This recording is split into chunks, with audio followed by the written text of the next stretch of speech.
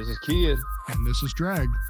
And today we're going to talk about all the stuff you think about. Oh, yeah. All right. Today we're going to talk a lot about Steve Wollett and some of his amazing projects. Steve has a very prolific career as a producer, director, author, entrepreneur, and just all around busy guy. Steve, thank you so much for joining us today. And thank you for your service in the military. Yeah, thank you for having me here, guys. Oh, it's absolute pleasure. Just to list all the categories that you contribute to in the world of entertainment and business is a mouthful. When you look at right now, your top priorities are what is eating up most of your mind share today? Book writing at this moment. I've been trying to put out a book a month for the past year. Man, that's incredible. Wow. Yeah, crazy. That is insane.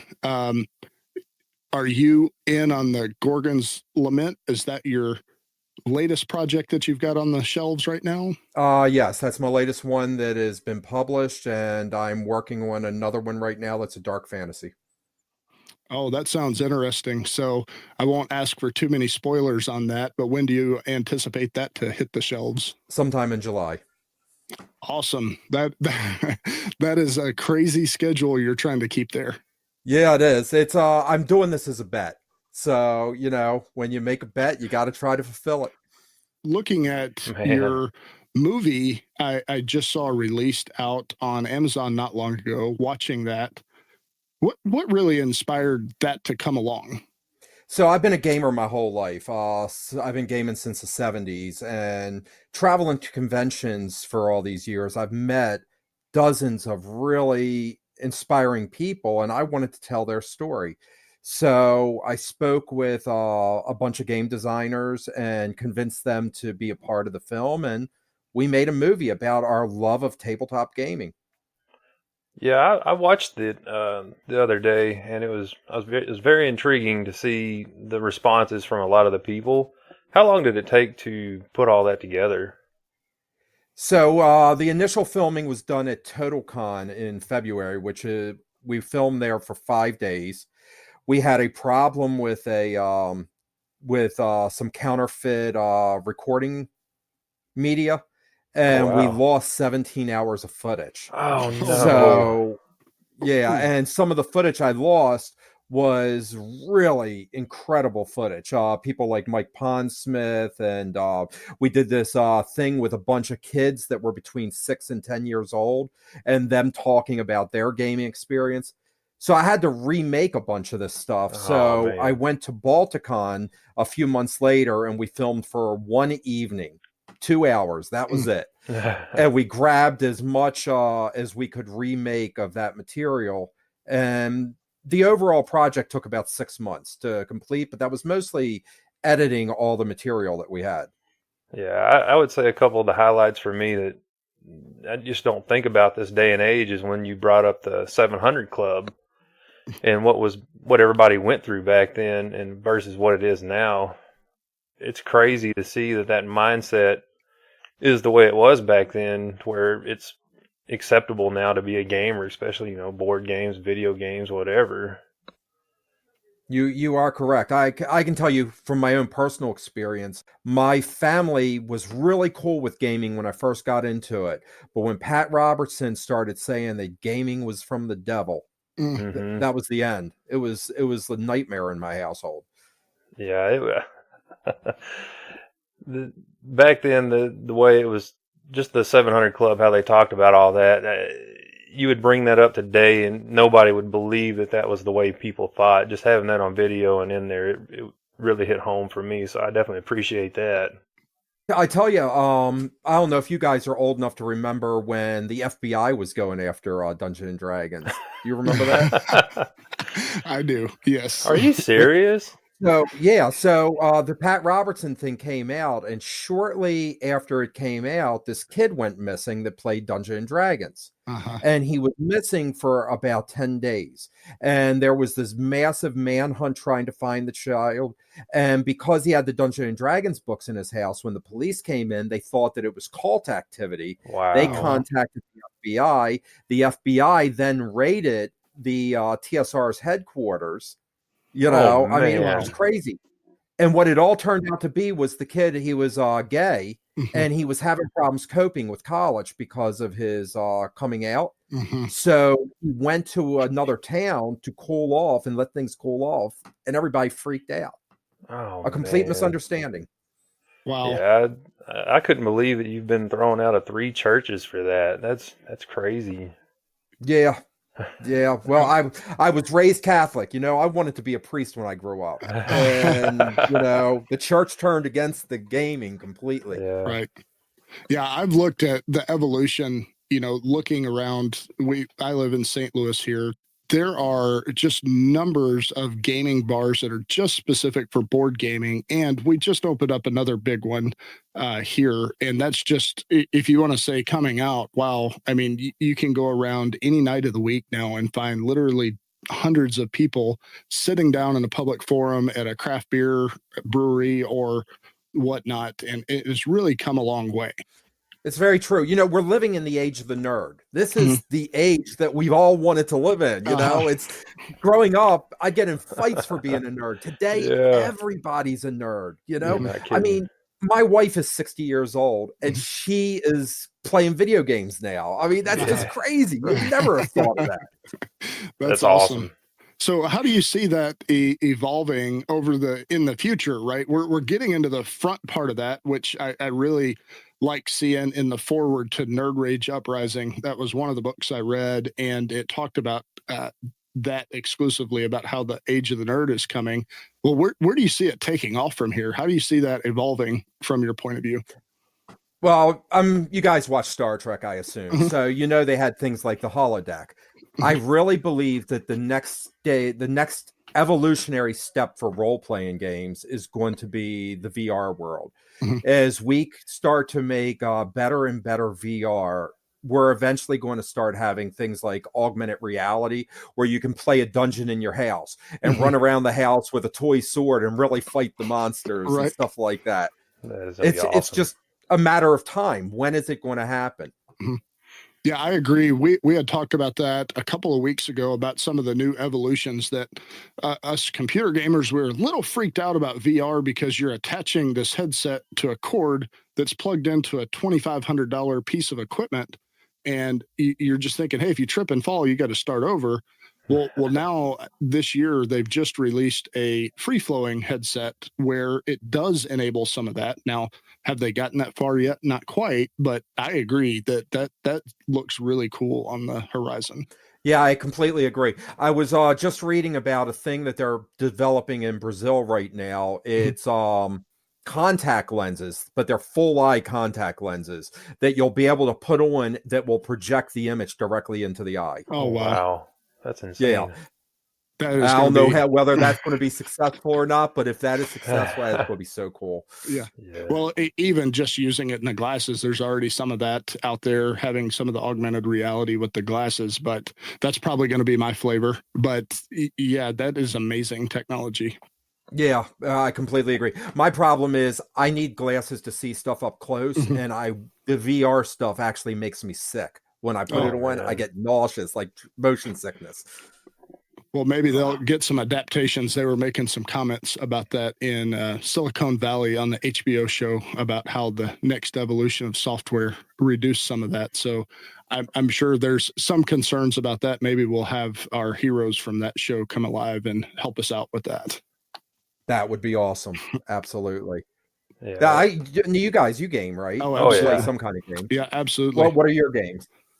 So I just started picking up Pipeline just recently on board gaming, that one of the guys here, the game masters here, said, hey, you need to check this out, and tried that. And I'm kind of shocked at how interested I really am with it. And it is a board game that's kind of developed to be a planning, if you will. So you're building an oil pipeline and all this stuff. And basically, after you play through the first time, you go, man, I probably should have done that whole thing differently, because every decision I made was bad now that I've got to the end of it. Yeah, it's funny that sometimes the simplest games become the most complex in our heads when we start going back and replay them. Like Ticket to Ride, even though you're just building railroads, it seems like it'd be a boring game. It's really complicated. It's really fun when you get a good group of people playing it. Yeah, I'll be Yeah, down. one of the games I've been playing lately, and I don't even know the name of it. It's a game where you play people at a fishing competition, and you're catching fish. I mean, Right. what a the See, that's more stupidest my game in alley. the world, but I have to admit it's one of the most fun I've ever played. It's got me intrigued. I'm ready. I'll be diving into my first board game. D&D is Stranger Things that's come out, I believe. I'm not sure anything about it, how it's played, but I've got a friend that will be bringing it over, and we'll be checking it out next week. So I'm pretty excited about that. Oh. That sounds awesome. I love the Yeah. Stranger Things franchise. Oh yeah, it's great. I Yeah, just love it. out of the blue. That was just awesome. I love the originality there. I agree. One thing you. I'll go ahead. One thing you brought up in your documentary, Word from a Gamer, that I really thought about was when you brought up talking about who would you like to sit down with and play a board game, dead or alive. And I was like, man, who would I play with? And I would probably have to go with Rodney Dangerfield. I think that would just be Oh, a that would be blast. awesome. No matter what game it is, it's going to be freaking hilarious. And I'm sure he would bring something up like, you're playing on top of the board, like I got to start from the bottom or something. That guy was just awesome. So that would be my pick. Who would be yours? That would be awesome. I was at a horror convention one year, and I walked into a room I wasn't supposed to be in, and Bruce Campbell was at this convention. Oh man! And when I walked in, he was playing a board game with a bunch of people. Oh, wow. They ran me out of the room immediately. But I mean, I was like, "Oh my god, that was Bruce Campbell playing a board game!" Dude, that would be awesome. If you're looking, how did you really get started in board gaming? Was it a family thing? Was it something you launched out on? So how did that really get to you where it became a lifelong passion? So I think it was 1978. I had a next door neighbor who traveled to California to visit some family. And while he was there, they were playing Dungeons and Dragons, but they were playing where it was the stuff like pre-Dungeons and Dragons, the stuff that became Dungeons and Dragons. So he came back with his notebook full of all these papers. I didn't really understand what it was he brought back, but he tried to teach me the game, and we would run through dungeons, make up characters, and fight monsters, and I became hooked.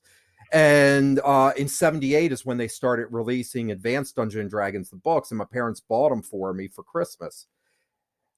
From there, we started a gaming group up at our library, and the library would give us a room to play in, and we would go there almost every day.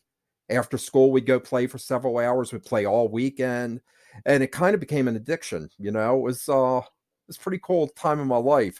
But looking back on it, I really wasted a lot of time. well, you weren't out doing some of the illegal activities at that time. I think that's a much more productive use of your time than getting into trouble, or maybe you got into a little trouble. Absolutely. Well, every kid gets into trouble, but yeah, I would cut school to play games. That was my thing. There's worse reasons to cut school, I guess, but at least you weren't out causing mayhem, or at least virtual mayhem instead of real mayhem. That is very true. Yeah, it was really cool. The group of guys that I gamed with, we liked the gaming so much. We would start meeting at the park on the weekends, and we would all show up with wooden swords and homemade armor and beat the living hell out of each other. My sword was a sledgehammer. Oh my god! So you guys were trying to get a step up on LARPing, I guess. Absolutely, we called it backyard barbarians. Backyard barbarians. There we go. Yeah. That is awesome. Next thing you know, that's going to be a YouTube series instead of backyard wrestling. It's going to change. That would be awesome. That would be. Yeah, I was just reading in Australia, they've developed a new technology. It's armor and weapons that you can do full contact with, but it records the hits. And as it records the hits, it disables servos so that you can't move the limbs. So that's like real life Ender's Game. Yes, very much so. That is awesome. Yeah, a suit of armor runs about $12,000. That's what I was about to ask. How much that runs? Man. Yeah, that won't be an entry level person. You got to be pretty serious for that. Yes, definitely. So looking at, I'm looking over your webpage and have been looking over, and part of your other entrepreneurship or another fork of your talents and creativity. What is Nerd Rage News? If I haven't looked at it before and spent some time on there, what's your principle behind that? What are you going for? All right. In 2013, I started Nerd Rage News with the goal of just writing about the stuff that I love, about gaming, about movies, about comic books, about anything that's related to nerd culture. And my initial goal was to get dozens of writers to all come together and write about this stuff. Well, I wasn't paying anybody, so obviously the writers didn't stick around, but I stuck with it myself, and it became my trademark. What I use it now is it's my media company that launches my films, my television stuff, and my books. But I still write reviews as well. I love to write reviews about products. I love to talk about the industry. I love to highlight my friends when I see that they're doing really cool stuff. So that's essentially what Nerd Rage News is. It's just a piece of myself. Yeah, I think it's pretty awesome just going through there. And it leads to the next question. Like I'm just seeing, dozens of articles and all this stuff, and you're doing movies, you're doing books at one a month, mind you. Not just keeping up with that. What does it look like in a day in the life to try to organize all of this stuff? I keep thinking like, man, just to have deadlines on 45 different projects is a whole person's job just to keep up with the calendar. Okay, so years ago, I met this guy named Tony Robbins. I don't know if you guys have ever heard of him, but I won a trip with him, and I didn't know who he was. I knew he was Banana Hands from Shallow Hal. That was it, And I went away with him, me and my wife, and within a few hours of meeting him, he had us walking on 1,000-degree hot coals in our bare feet. Holy crap. Yeah, trying to show us that everything that's in life is you. You make the decisions. You decide where you're going to go and how you're going to get there. Most people, we get stuck on this thing where we think that the only way to achieve something is to get a lucky break. Mm-hmm. Well, that's complete bullshit. The way you achieve something is you work at it, and you're going to fail, and you're going to fail, and you're going to fail. And each time you fail, you try again, but you make some changes. And somewhere along the line, you're going to get enough experience and enough skill that suddenly, bam, it all happens. Everything just starts happening at once. The other thing that he said is you have to know what you want. And when he said it at the time, I kind of laughed. I was like, yeah, right. Everybody knows what they want. I want to be rich. I want to be famous. I want to have a hot girl on my arm, Right. It's, but that's not what you want. When you really nail it down to the core of what you want, those things are superficial. So for myself, I've always wanted to be a successful writer. That's been something I've wanted since I was in high school, but I never thought I was good enough to do it. So after meeting him and starting Nerd Rage News, it started training me to be a writer. I set up a schedule every night, 10 o'clock. I don't care what I'm doing. At 10 o'clock, I sit down and I start to write. And I write for a minimum of an hour. If after an hour, not much is coming to me, I'll stop and play video games. But if stuff is working, if stuff is flowing, I'll write until I'm too tired to write anymore. And then I go to bed. I don't care if I'm sick. I don't care what's happening in my life. Every night in the evening, I stop and do that. Now, like I'm talking to you guys right now, if it goes past 10, I'll start writing when we are done talking. That's awesome. And that's it. Yeah, that's a great point. I was just at a local St. Louis Comic-Con today, which of course every time they come into town, I got to go check it out. Stopped and talked to a writer, which my youngest daughter is an aspiring writer. She's already collaborating on stories and so on and so forth. And the author we stopped and talked to that attracted her attention said, I got to go check out this book. And he is actually a high school literature professor or teacher as well as an author. And that was the one piece of advice he gave her is right now, you're 11 years old. For the rest of your life, just start writing. You need 200 words a day. And when you can do that in your sleep, do 300. Then when you can do that in your sleep, do 400 and keep building that. But just the practice of getting consistent that way, that was his advice to my daughter. So very, very on point to what you're talking about. Yeah, absolutely. I have to admit, when I first started writing 300 words, took me 2 hours. I mean, I struggled. Now I can knock out 2,000 words in the same time period. Oh, wow. That's awesome. Yeah. That is awesome. So looking at, getting all that under control, and that's really cool. You've got all these different outlets. You're obviously enjoying a ton of success. But one theme I see through your webpage, through your movie, through your books is it's kind of self-made. I don't see as many attachments to all these other companies helping you get there. What drove you to do that? And is it worth it to take all that onto yourself? I did it primarily because I wanted to prove I could do it on my own. I didn't want to sign my life away to some big company that is going to take 90% of my profits, and they eventually they own your ideas. If you look like Stan Lee, I mean, he created Marvel, this great thing, but because of the deals that he made with Disney pretty much owns Marvel. Right. And since then, many of the stories have changed, and they're not the stories that I grew up with. And while I might enjoy them, I still have that nostalgia to what I grew up with. So I wanted my stuff to be absolutely my own. And while along the way, I might sell something here or there, the core stuff, the stuff that really is me, I will always keep in-house. One other thing with that, doing it all on your own sucks. Okay, it really does. It is a lot of work with very minimal reward. I am successful, but I'm not getting rich at this. If I sold out, I could probably be bringing in tens of thousands of dollars every month. But because of the way I'm doing it, I don't have that huge advertising budget to make my stuff pop. So I have to do everything. That means I have to constantly write. I have to constantly contact people. It's a lot of work. I can absolutely understand that, but the big question, is it worth it at the end of the day? It is. Absolutely. Like I said, I'm not trying to get rich at this. I'm just trying to I want to be respected for what I do. That's really all I'm looking for. As long as I'm paying my bills at the end of the day and living a relatively healthy lifestyle, I'm good. I don't need the rest of it. Very well put.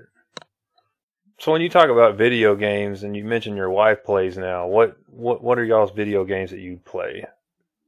So my wife is a tablet gamer, so she's playing things like Bejeweled and Farm Life and stuff like that. Me, I play everything. I'm playing right now. I play Fortnite almost every night. I'm playing Ghost Recon, Call of Duty, a little bit of Diablo, a little bit of Fallout. It just depends on my mood for the moment. I'll jump back and forth between Star Trek Online and Neverwinter Nights. As far as tablet games, Pokemon Go and the new Harry Potter Wizards United. What's your preferred method to play, since that's really in our bailiwick? Do you like PC? Do you like the consoles? What? I'm a PC gamer, almost 100%. I have no problem playing with controllers on like an Xbox or a PS4, and I enjoy the Xbox One immensely. But I really like the feel of a keyboard and a mouse in my hand. PC master race. That's all me too. I know Kid will drag me over into console sometimes, but I am all about the PC gaming. So appreciate that being on the PC side there. Do you play first-person shooters? Some. So I think I did that exclusively originally, but less so now. More RPG or co-op based stuff at this point. But yeah, I still do play some. So your Fortnite, your Call of Duties, absolutely, Battlefield, those things. Nice. Yeah, I play all those as well. I've been playing Rage 2 as of late. Yeah, mainly first-person shooters and RPGs is my go-to games. Gotcha. See, I got hooked on Fortnite because of my grandkids. That's what they were playing, and I wanted to game with them, so I played their game.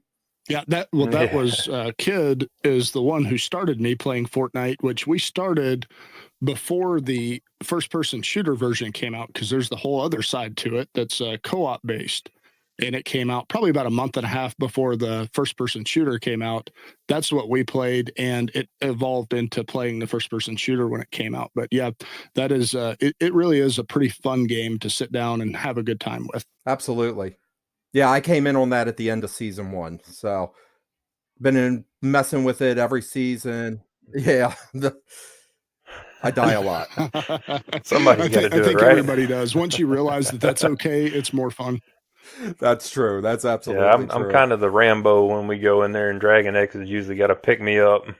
Yeah, I usually play the medic type role, run around and pick everybody up that's jumping out in the middle of ignorance. I'm the guy who hangs out at the edge of the storm and tries not to fight until there's 2 or 3 people left. Well, Steve, I really appreciate your time tonight. And for those listening out there, go check him out on Amazon is where I found a lot, or on the nerdragenews.com. You've got the movie out there, Word from a Gamer. Gorgon's Lament is out in book form on Amazon. The Nerd Rage Uprising book series, I've started reading that. I've really enjoyed that. So I would encourage everybody to take a look, because I was very shockingly surprised at how much I related to what was going on there. And as you talked about early, about the rise of the nerd, it's coming into our time, and that forward in the Nerd Rage Uprising forward, it talked about how this is really coming into our time, how it was you were kind of hiding beneath the surface now, but more and more people are talking about it. You're seeing hundreds and hundreds of people in local small areas that before you thought you were the only person is starting to really come out. How exciting is this for you? And any big things you're looking forward to next? Well, look, the nerds, it is our time. We said that earlier, it's our time. I'm loving it. This is the best time in the world for me in my life, and I hope for my grandkids and my children as well, because we're able to express ourselves without fear of being it used to be the jocks would beat you up because you were a nerd. Well, now we got fantasy football. Fantasy football is Dungeons and Dragons for jocks. Yeah. I mean, it's like, yeah, I mean, it kills me. It's like everybody's into nerd stuff. The comic books have exploded in the movies. We're seeing gaming on shows like Stranger Things. I mean, you look at Big Bang Theory. Yeah, the show was about making fun of nerds, but so many nerds related to it, it became one of the biggest shows on television. Mm-hmm. It's a beautiful time to be into this type of stuff. And I believe that as we move forward, the word nerd isn't going to exist in the same sense anymore, because nerd used to represent the outsider, the guy, Right. the weird guy over in the corner, now it's everybody. So we're going to have to reappraise what that word means. Absolutely. No, I couldn't agree more. I think our entire podcast is built around general nerdity, whether it be games, whether it be art, whether it be music. Those things, or those people that are the quiet masses out there, or used to be the quiet masses, are coming more and more to the forefront. And that's what we focus on, because you're dead on that. That is our society today. It's the people who are out there that have this unique interest. And I really love how you framed it up in that forward. If you're that guy or girl that is sitting there for hours and hours explaining something that's going over everybody's head in the room, that's you. That is coming out more and more, and I love it. I'm there with you. I'm glad to see this time come upon us. And Steve, any last words for our listeners out there? Anything that you would like them to pay attention to, or any particular venue you would like them to go check your stuff out? Well, obviously I have a bunch of books up on Amazon. Just look my name up, Steve Wollett. And if you're into movies and stuff, there's a boatload of films that I've worked on over the years. But there is a really good movie coming out later this year called Guys at Parties Like It. And the film is about some bunch of people go into a party, and someone gets drunk, someone takes sexually advantage of them, and then it leads into a very hilarious and very timely horror story. That's about it. I mean, if you go on what is it? Amazon Prime, Word from a Gamer's up there. You can watch that. If you look on Vimeo, you can see some really ultra low budget stuff as well. Things like if you're into Call of Cthulhu, there's a movie up there called Don't Say His Name. We made with $0, zero script, and no professional actors. Yeah. Well, hey, you can't go wrong that way. I mean, that's about it. I'm just living the life and having fun. Great. Well, that is awesome. And I would suggest anybody go out there and just Google the name Steve Wollett, and you're going to find just hundreds and hundreds of things that are really, really interesting. I have enjoyed so much doing the pre-research, talking through and looking through all of this wonderful content that you have out there. I certainly appreciate your time and the conversation tonight. Look forward to seeing more of your stuff come out there, and I'm sure I will see you out there in social media. All right. Well, I look forward to seeing you guys around too. Now that I've discovered your podcast, I'm digging through your older episodes. Yep. Well, feel free, because we're going to keep churning those things out. We are driven and we are excited about it. Absolutely. Excellent. All right. Thank you guys so much for tuning in today. Today with Steve Wollett has been an absolute pleasure. Please follow us at kidanddrag.chat. And again, check out all those wonderful things that Mr. Wollett has out there on Amazon and other content areas. There's a lot of stuff out there, so check it out, and we will see you next time. Later. And that's our episode today, folks. Signing out for now. This is Drag. And this is Kid. We'll catch you next time.